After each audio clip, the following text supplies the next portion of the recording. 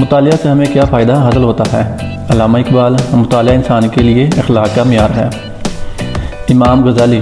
بری صحبت سے تنہائی اچھی ہے، لیکن تنہائی سے پریشان ہو جانے کا اندیشہ ہے، اس لیے اچھی کتابوں کے مطالعہ کی ضرورت ہے۔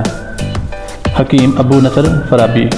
تیل کے لیے پیسہ نہ ہونے کی وجہ سے میں رات کو چوکیداروں کی قندیلوں کے پاس کھڑے ہو کے کتاب کا مطالعہ کرتا تھا۔ ایڈیسن۔ ورزش سے جسم مضبوط ہوتا ہے اور مطالعہ کی دماغ کے لیے وہی اہمیت ہے جو ورزش کی جسم کے لیے۔ بیکن۔ مطالعہ سے انسان کی تکمیل ہوتی ہے۔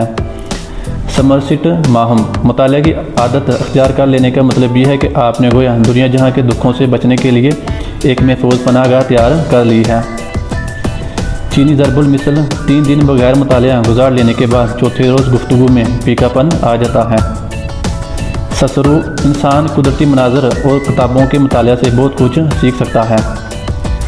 وائٹی۔ مطالعے کی بدولت ایک طرف تمہاری معلومات میں اضافہ ہوگا اور دوسری طرف تمہاری شخصیت دلچسپ بن جائے گی۔ تلسی داس۔ دماغ کے لیے مطالعہ کی وہی اہمیت ہے جو کمل کے لیے پانی کی۔ بیکن۔ مطالعہ کسی سے اختلاف کرنے یا فصیح زبان میں گفتگو کرنے کی غرض سے نہ کرو، بلکہ تولنے اور سوچنے کی خاطر کرو۔ ملٹن۔ جس طرح کئی قسم کے بیج کی کاشت کرنے سے زمین زرخیز ہو جاتی ہے، اسی طرح مختلف عنوانات پر کتابوں اور رسالوں وغیرہ کا مطالعہ انسان کے دماغ کو منور بنا دیتا ہے۔ William James.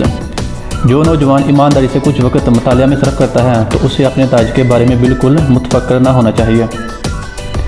بیکن۔ مطالعہ سے خلوت میں خوشی، تقریر میں ذبائح، ترتیب و تدوین میں استعداد اور تجربے میں وسعت پیدا ہوتی ہے۔ مکالے۔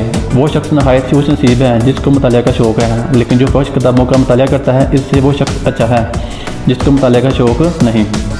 شیلے۔ مطالعہ ذہن کو جلا دینے کے لیے اور اس کی ترقی کے لیے ضروری ہے۔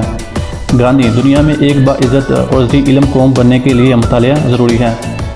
مطالعہ میں جوہر انسانی کو اجاگر کرنے کا راز مضمر ہے۔ اکثر دیکھا گیا ہے کہ کتابوں کے مطالعے نے انسان کے مستقبل کو سنوار دیا۔ یہ تو تھی آج کی ویڈیو مطالعہ کے فوائد۔ اگر ویڈیو پسند آئے تو لائک، کمنٹ اور سبسکرائب کریں اور ساتھ بیل کے آئیکن پر بھی کلک کر دیں۔